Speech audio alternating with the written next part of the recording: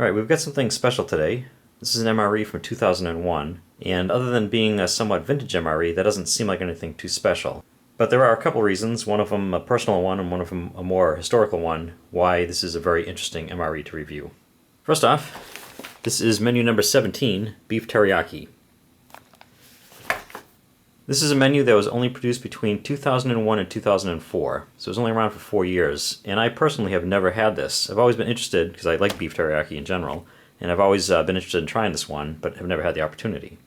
And this one is from 2001, which means it was from the first year of production, and it also means that my first opportunity to try beef teriyaki will be one that is 17 years old. So we're looking at something that's probably not representative of what it was when it first came out. But in this case, it actually should be very representative of what it was like when it was new, because this one is one that I got from Old Smokey, fellow ration reviewer, and he acquired a number of these older MREs from somebody who had them frozen. And I believe that this one was frozen when it was about a year old, and it was only recently thawed out, meaning that this 16-year-old MRE should be more or less exactly the same as it was when it was 1 year old, which is very fresh as far as MREs go. And as I mentioned, Old Smokey has acquired a number of these. He's already reviewed a couple, including a meatloaf one and a turkey, potatoes, and gravy one. I'll put links to those and any other ones that he does down below. In addition to the one that he sold me, he's also sending some off to some other reviewers, and I'll put links to any of their videos from this batch down below too. A couple of years ago, Steve1989 acquired some MREs that had been frozen for about 20 years, and he actually, in addition to reviewing some of them, he was kind enough to send me one.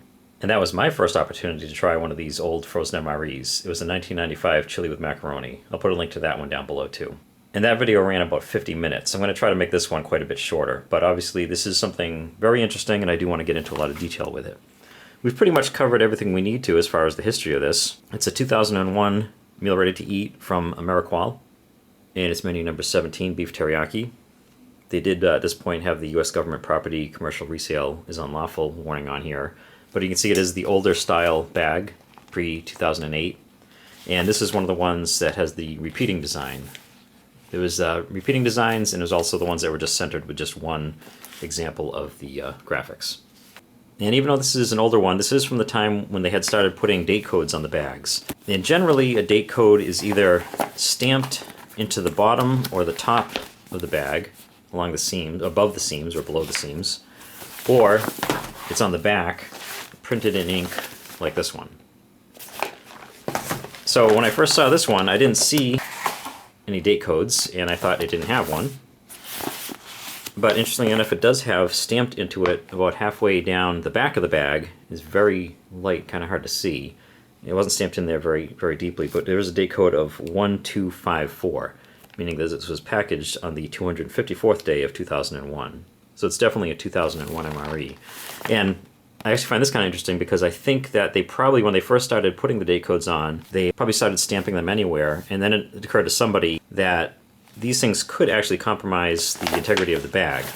As I said, it's stamped quite lightly in here. It's actually kind of hard to read. And I have a feeling if they stamped it any harder, they'd be running the risk of possibly damaging the seal of the bag.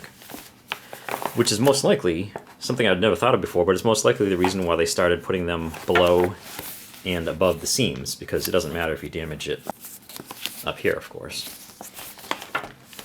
And the last thing I want to say about this before opening it is that, as I said, it was frozen for about 15 years, meaning this should be about what you expect from a 1-year-old MRE instead of a 16-year-old one. And when Old Smokey acquired these from the person he got them from, he actually had them go through a rigorous process of defrosting them.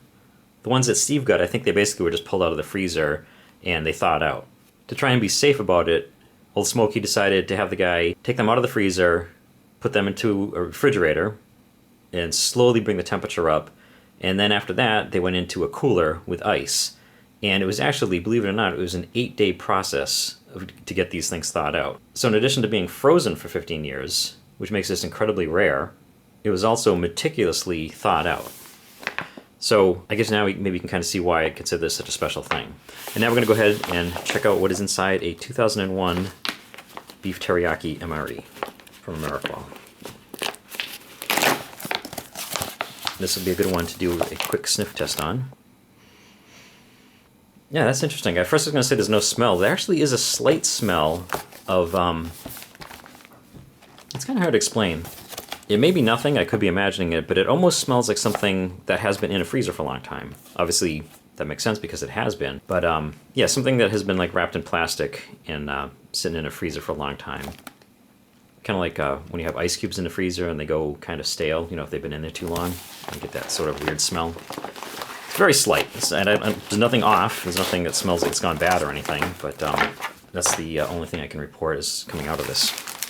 And we have, this is basically like opening up a little time capsule.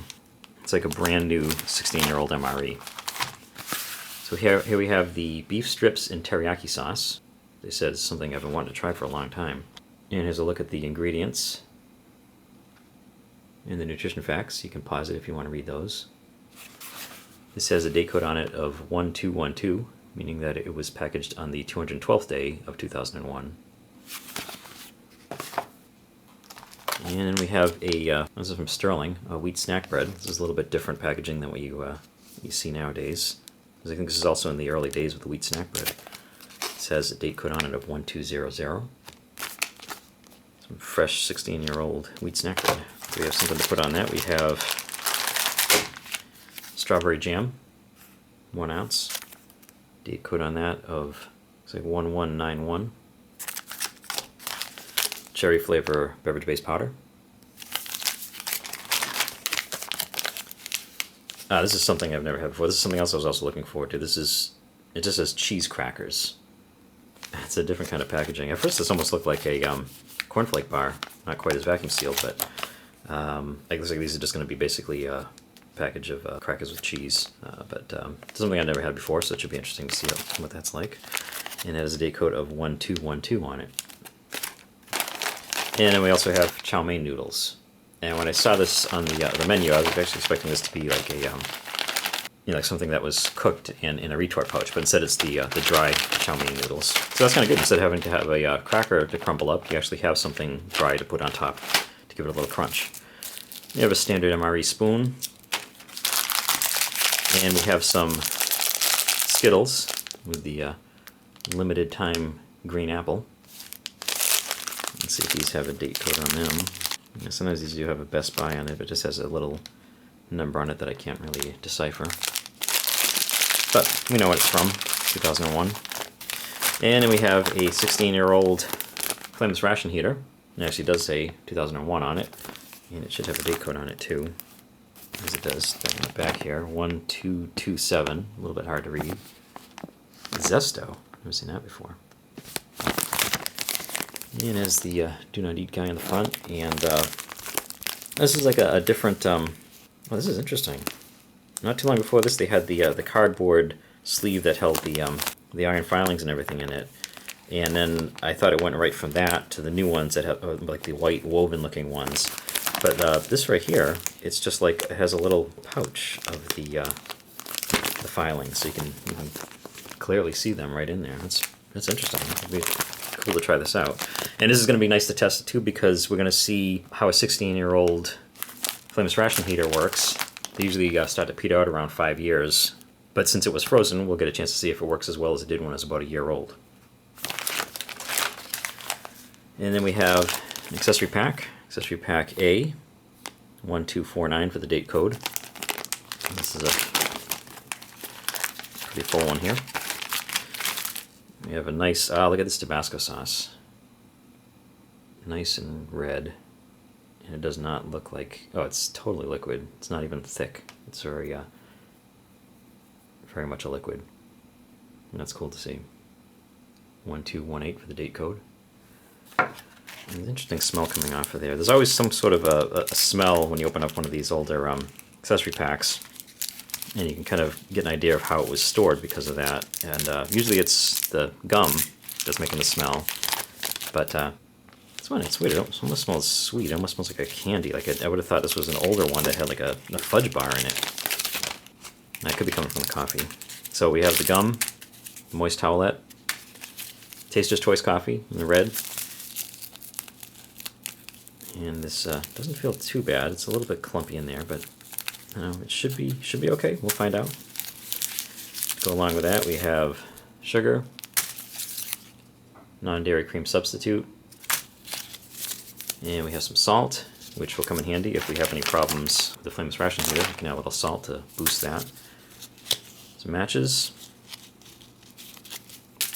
and some toilet paper. And now comes the fun part and the first real test of this MRE, seeing how the flameless ration heater held up.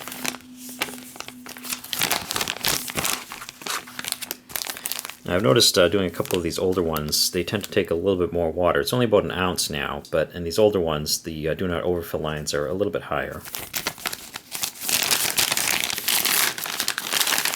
And yeah, it's interesting too because the pouch containing the heating elements, it's actually part of the flameless ration heater. It's kind of a neat design, but it also doesn't allow you to shift it. I actually like to pull this up so they can be out of the water when I add the water, but this is actually, I don't know how much you can see this, but it's in addition to the two sides of plastic, there's another layer of plastic right here, and it has the holes in it, and that's what's holding the little clump of the iron filings right in there. Kind of interesting. And here's what's on the back of this 2001 entree box. We have the darker retort pouch. Oh, and it has the tear notches going across the top instead of the long way.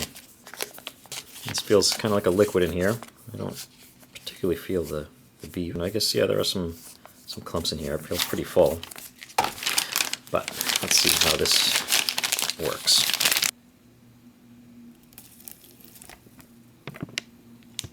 That's just about right. Pull it over and we'll get the water into the heating elements, or heating element. Just to give that about 30 seconds to activate, so I'll come back in a few seconds. Alright, well, one thing I'll say about these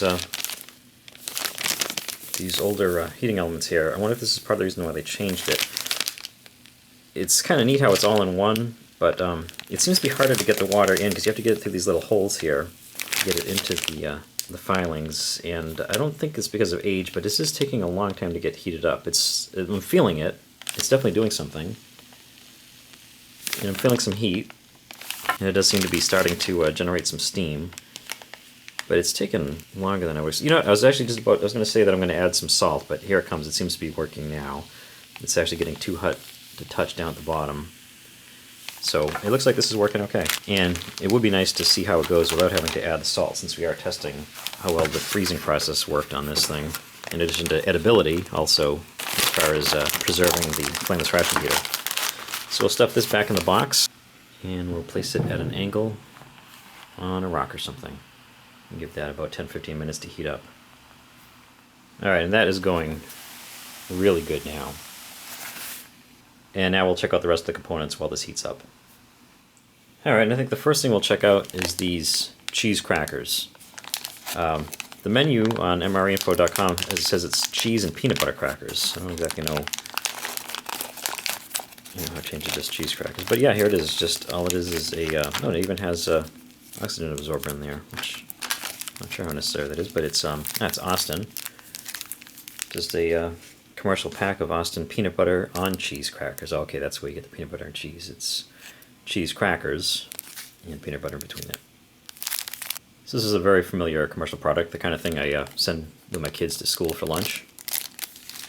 So it should be interesting to see how these held up over the years.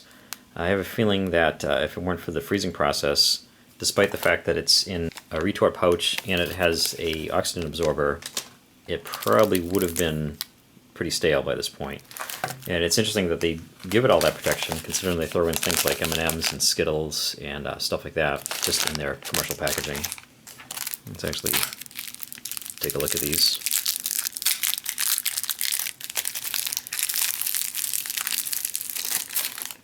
It doesn't be too crumbly or anything. Incredible orange color.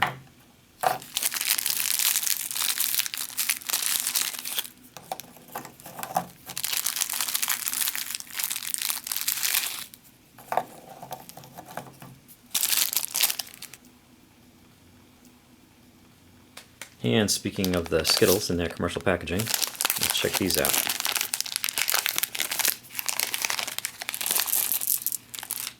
look just fine.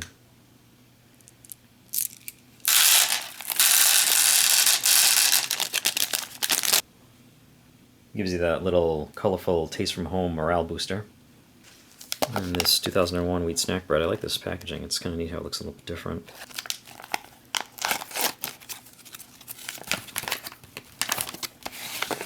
Yeah, look at this. Look, it looks different too. Oxygen absorber in there.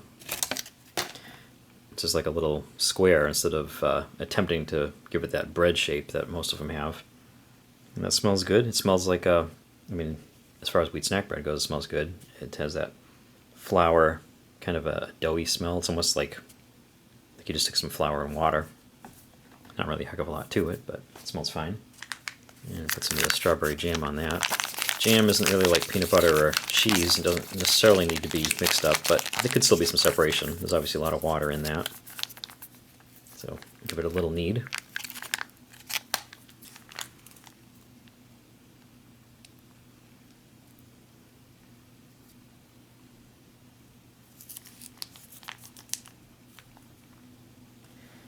And that looks and smells good.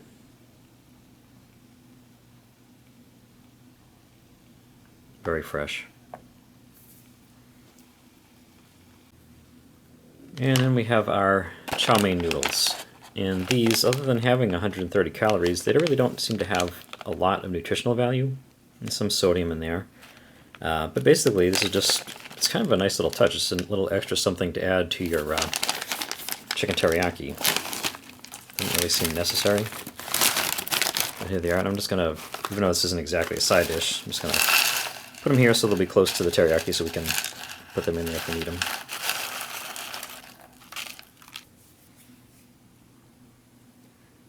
Then we have a couple of beverages. We have the cherry flavor beverage-based powder. It's going to take 12 ounces of water.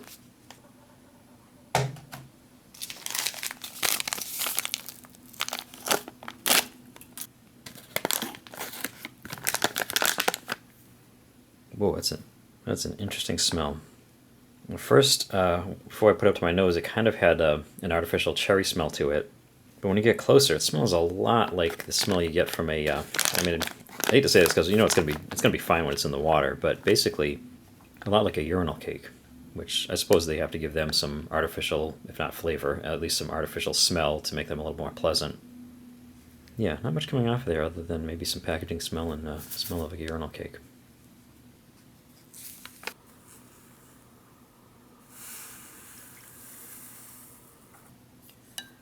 Alright, now it does seem to have more of that standard artificial cherry kind of a smell.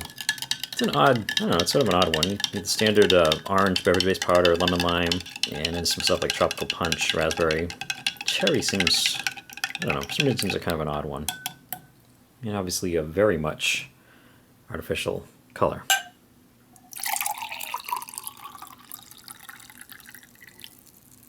But something to give you something to drink other than just plain old water. And then we have our coffee, which is the Taster's Choice. Let's see how this looks.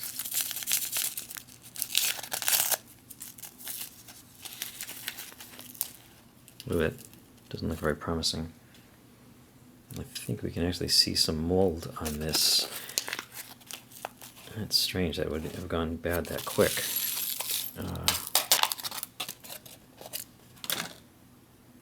Yeah, this has a lot of dry mold in it. This is really strange because it should have been fine after about a year and then being frozen, unless there was any problem with the freezing process, and it may have frozen and thawed out over the years.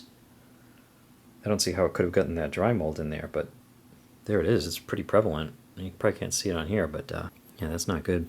So, since we're here, I'll go ahead and make it up, but I don't think I'm going to drink any of that. And I'll just leave it black too. That's really surprising. And I know that Old Smokey had a red Taster's Choice in one of his frozen ones he did, and it was preserved pretty much perfectly. I'm not sure what went wrong with this one, but it doesn't even want to mix up. Well, that's a shame, but it happens. Well, that's the first thing that seems to have gone wrong with this one, and it's unfortunate, but since I don't drink coffee anyway, it's not that big of a deal for me. And that really just leaves us with our entree, which seems to be done heating up. It's still hot in there, but I'm not hearing anything. Seems to be winding down. So, like I said, I like to put the heating element like in the middle of the entree pouch, just to get it, a little bit more evenly heated. But they do have it sealed in here down at the bottom, so that's just the way it is. Let's see what we got for heat. Yeah, that is nicely heated. I'll just mix it up a little bit, get it evenly distributed, and dry it off a little bit. You can see a little bit of white stuff here from the heating elements. And I'm actually tempted to throw this in some hot water because the top really was actually pretty cold because of having the heating element just down at the bottom. So it's not going to be quite as effectively heated as it could be, but I do find this to be a very interesting thing because a 16-year-old MRE, there's no reason why it wouldn't be edible if it was stored good, but you're not really getting a representation of what it was like when it was new. It still has aged 16 years. In this case, this should be very much like what it was like when it was new. Oh, okay. No, that's not exactly what I expected. Okay, let's see, take a look at this. I did think there was going to be more like strips. I probably could have put this over the chow mein noodles. Having never had it, I'm not sure if I've even seen a review of it. I really didn't know exactly what to expect, but I was kind of expecting strips of chicken in a sauce. And I do have to say, my first thought when I opened this, the first thing that hit me was beef stew. It actually kind of smelled like beef stew. It kind of appears a little bit like it without the potatoes. But when I got a little bit closer, I could smell some kind of like pineapple, some kind of citrusy stuff coming off of it, making it seem a little bit more like a Polynesian type of a dish. So in addition to the beef, this has soy sauce, pineapple juice, water chestnuts, mushrooms, bamboo shoots, bean sprouts, cider vinegar, lemon juice, dehydrated onion, dehydrated red bell peppers, spice, onion powder, and garlic powder. So the soy sauce, pineapple juice, lemon juice, those are the things that separate it and give it kind of an Asian sort of a taste. And the water chestnuts, bamboo shoots, and bean sprouts, stuff like that, is kind of a nice touch to make it kind of seem a little bit like Chinese food. So let's see what we see here. Is the red bell peppers. Those are pretty easy to spot. And yeah, let's go ahead and give this a taste while it's still warm. I'm going to try and get a little bit of everything in here. A pretty good chunk of beef right there. It seems to be quite a processed sort of a beef. Not exactly a surprise, but this is what it looks like. Yeah, let's see what it tastes like. That's not bad. It's something a little bit different for an MRE.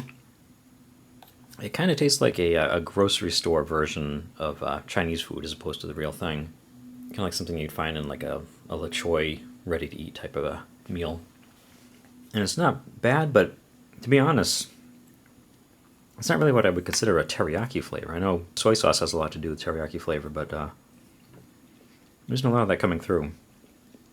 Getting a little bit of citrus, a little bit of pineapple, which is nice. Like I said, it gives it that Asian kind of a Polynesian sort of a kick to it. But not really what I think of as teriyaki.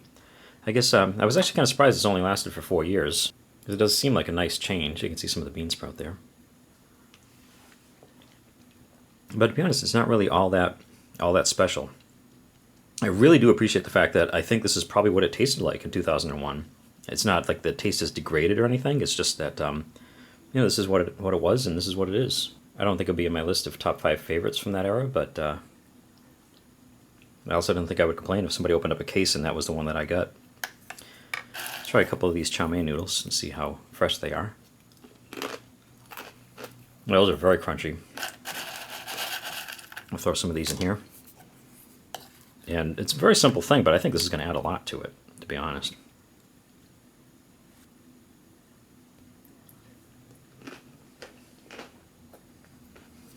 And it does.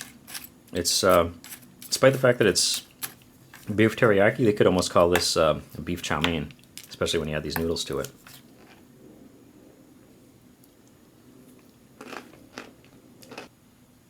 It actually adds a really nice crunch and a little bit of extra flavor too. What is this? It looks like we get some, we get a little chunk of fat here. That doesn't look very appetizing. I think I'll skip that. Trying to find some mushroom.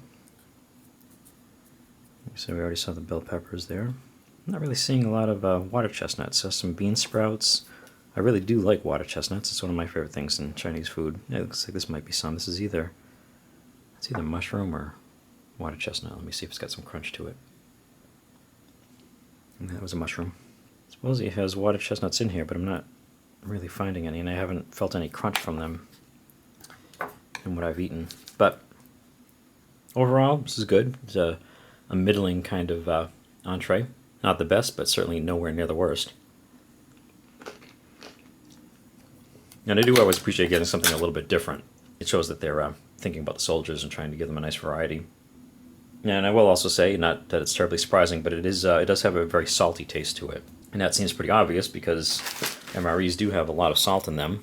This one has 1,220 milligrams, or 47% of your daily value of sodium. But strangely enough, a lot of MRE entrees, they hide the sodium really well, and it's actually kind of disappointing that you know you're getting so much sodium, but it still ends up tasting pretty bland. But that's not the case with this one. You're getting the sodium, and you're tasting it too. I think we'll add a little bit of the Tabasco sauce, just because Tabasco sauce doesn't necessarily seem like it goes with beef teriyaki or whatever this is, beef chow mein, whatever you want to say it tastes like. But simply the fact that it's in such nice shape, and look at that, there's no clumped up stuff in the neck, nothing. I think this is worth opening up for. This smells like Tabasco. It's got that vinegary kind of a smell to it. Give it a little bit of kick here. Now I prefer it without, so I'm just going to put it in one corner.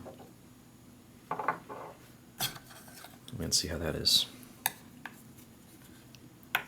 I can smell it from here coming off of it.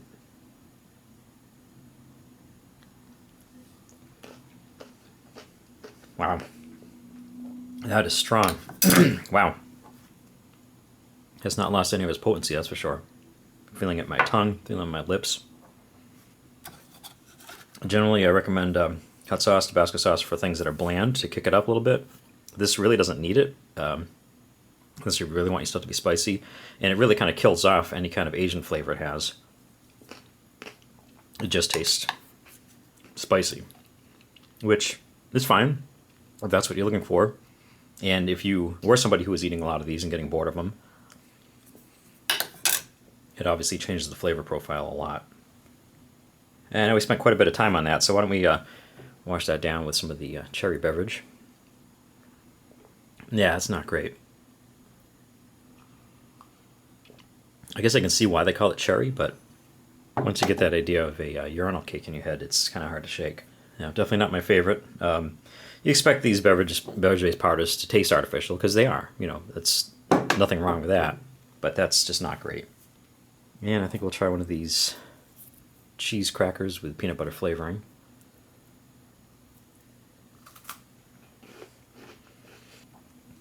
It's not the most exciting thing, kind of like a little kid's snack to go along with the kid's drink.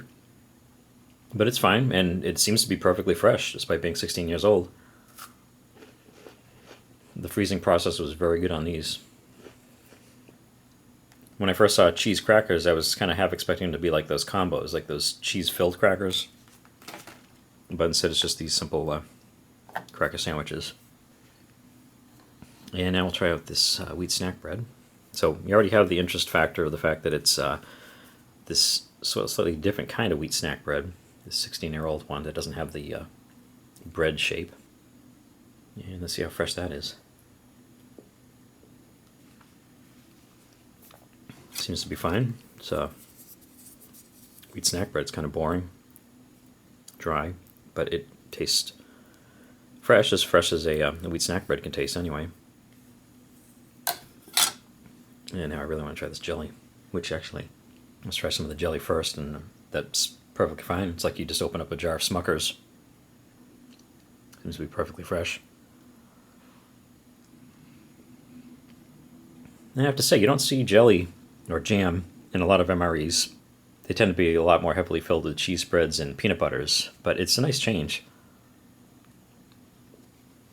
getting the jelly. You're certainly not getting as much protein as you would in peanut butter, 0 grams. But just for something a little bit different, something a little sweet, instead of always having that salty, either the peanut butter or the cheese, it's a nice change.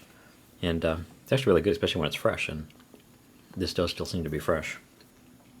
And since I'm not going to have the coffee, and I don't know if you can see this, but it's actually getting these weird little blooms on the surface that I'm almost wondering if that's from the mold. It doesn't smell too bad, but I'm not going to take a chance with that. And that just leaves us with the Skittles, which I'm expecting to be absolutely fine. Let's try one of these green apple ones first.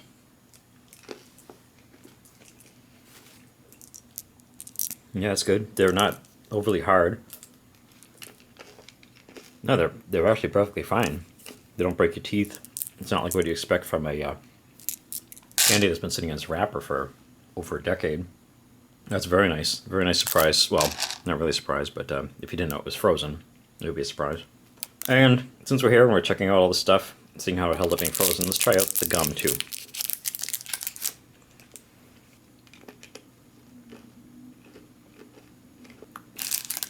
That's good. It doesn't have that tooth-breaking crunch that you usually get when they've been sitting in the package for 5-10 years. And these have been in there for 16 years. Breaks up pretty easily. It kind of crumbles up actually, but then it reconstitutes into gum. It's got that nice spearmint flavor. It's good to freshen up your mouth after a meal. And so it looks like this was a huge success, having this thing frozen for 15 plus years.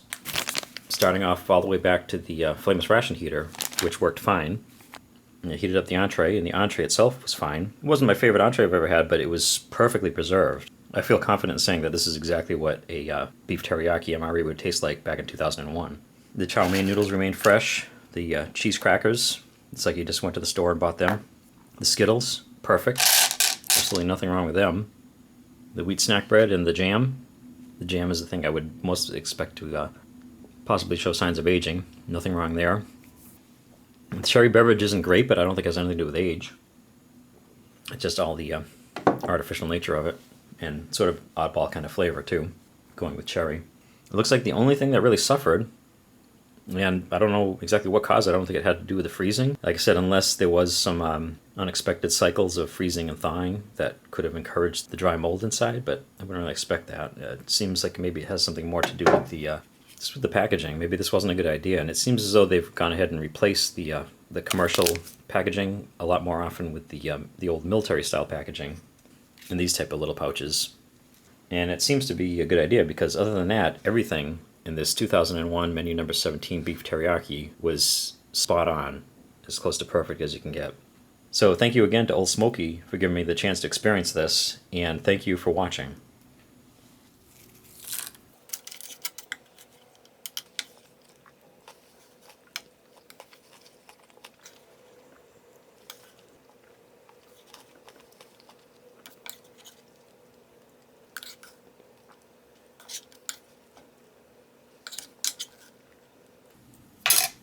When you get a chance to try out a fresh 2001 entree, you really do have to eat the whole thing.